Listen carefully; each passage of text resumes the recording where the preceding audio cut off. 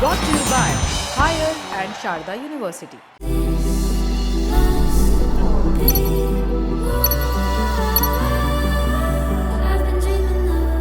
Punjab Kings IPL 2025 के final में पहुंच गई है, यानी कि अब ये दूसरी टीम बन गई है। रॉयल चैलेंजर्स बेंगलुरु पहले ही फाइनल में पहुंच चुकी है। जो फाइनल मुकाबला 3 जून को खेला जाएगा उसमें अब पंजाब वर्सेस आरसीबी देखने को मिलेगा। काफ़ी चर्चा हो रही है, तमाम चर्चा हो रही है पंजाब किंग्स की मुंबई पे शानदार जीत की, और चर्चा हो रही है कप्तान श्रेयस अय्यर की, जिस तरीके की उन्होंने पारी खेली है। कमाल की पारी रही श्रेयस अय्यर की, उन्होंने 8 छक्के लगाए और नॉट आउट रहते हुए टीम को जीत दिला दी। लेकिन एक प्लेयर जो अंडररेटेड रहे हैं पंजाब की इस रन चेज में, मुंबई के अगेंस्ट 200 प्लस का जो रन चेज किया है पंजाब ने मुंबई के अगेंस्ट, पहली बार, मैं बार बार वीडियो में जिक्र कर रहा हूँ कि पहली बार ऐसा हुआ है आईपीएल इतिहास में कि मुंबई की टीम ने 200 प्लस रन बनाए हैं और उसे किसी टीम ने चेज कर लिया। तो इस जीत के मतलब इस चेज के सूत्रधार जो हैं वो तो श्रेयस अय्यर रहे ही हैं, लेकिन उनके अलावा एक अंडररेटेड प्लेयर रहे हैं, नाम है नेहल वधेरा, जिन्हें आपने पहले मुंबई इंडियंस के लिए ही खेलते हुए देखा है।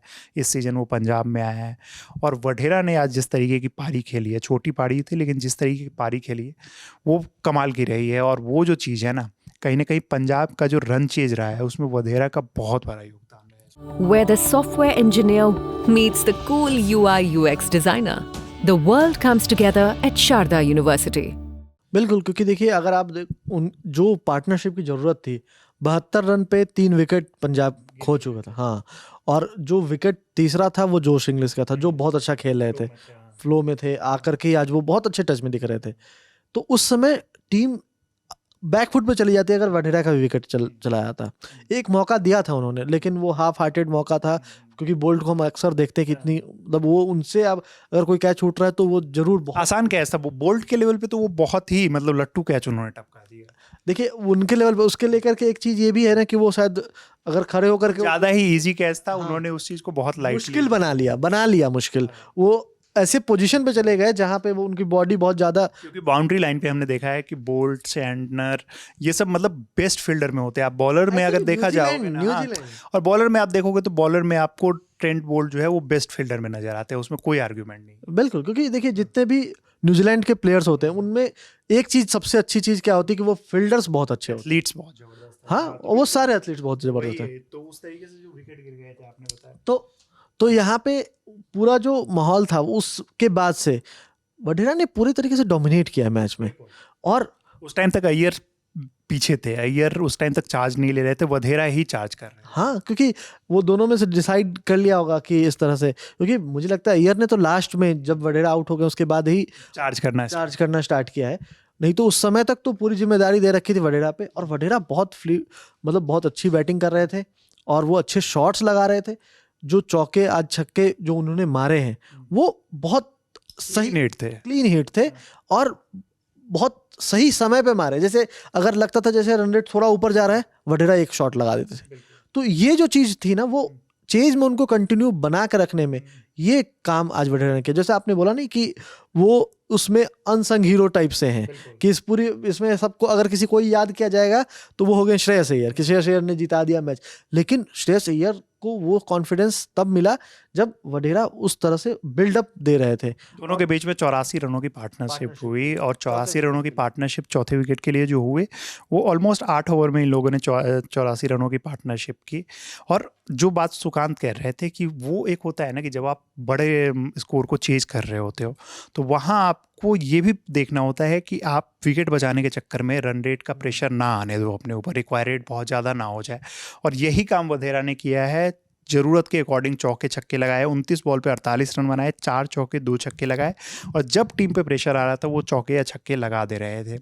वधेरा को लेके एक बात जो मतलब मैंने पहले भी इंट्रो में कहा कि वो पहले मुंबई इंडियंस के साथ थे, और एक सीज़न याद कीजिए, शायद वो 2023 वाला सीज़न था जब मुंबई की अगर टॉप ऑर्डर में से प्लेयर्स आउट भी हो जाते थे तब आते थे तिलक वर्मा और नेहाल वधेरा, और दोनों मिलके कई मैच को उन्होंने चेंज किया है पूरा।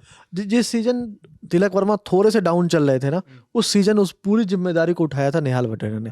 अब वो बात अलग है कि नेहाल वधेरा अब उस फ्रेंचाइज का हिस्सा नहीं है, लेकिन जो पंजाब किंग्स के लिए उन्होंने इस सीजन किया है, ऐसा नहीं कि सिर्फ इस मैच की अगर मैं बात करूं, जो इम्पोर्टेंट मैच जिसमें आपको दिखेंगे बाकी प्लेयर्स बहुत अच्छा नहीं कर रहे थे, नेहाल वडेरा वहां आकर के भी अच्छा खेले हैं। छोटी छोटी लेकिन बहुत उपयोगी पारियां impactful खेली है। पारियां। आपको मतलब वही है कि आपको उसमें हाफ सेंचुरी कम दिखेगी, ये आपको बहुत बड़ी पारियां कम दिखेंगी, लेकिन उन्होंने 30 रन ही जब बनाया है ना, तो वो इतना इम्पैक्ट टीम पे डाला है ना।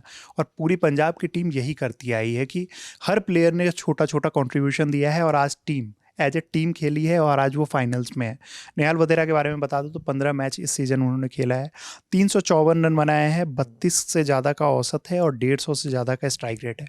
अब आप इस स्कोर कार्ड को सुनेंगे कि अगर 15 मैच में 354 तो लगेगा कि यार ठीक ही तो है एवरेज, लेकिन वो किस पोजीशन पे बैटिंग करने आते हैं और वहाँ पे वो कितने रन बनाते हैं, इसका मैं एक एग्जाम्पल दूंगा। जब बचपन में हम लोग माइकल वेवन को खेलते हुए देखा करते थे, सारा काम टॉप ऑर्डर करके चला जाता था। Adam Gilchrist, Matthew Hayden, Ricky Ponting, Damien Martin, वो रन बनाते थे, उनके सबके नाम पे इतने मतलब रन हैं कि वो सारी चीज़ें। और वो होता ही ऐसे था कि मतलब एक आउट होगा तो दूसरा आएगा, दूसरा आएगा तीसरा, और ये एक एक विकेट अपने आप में लगता था कि यार एक बंदा आउट हुआ है मतलब, और सब कुछ ना कुछ करके ही जाते थे।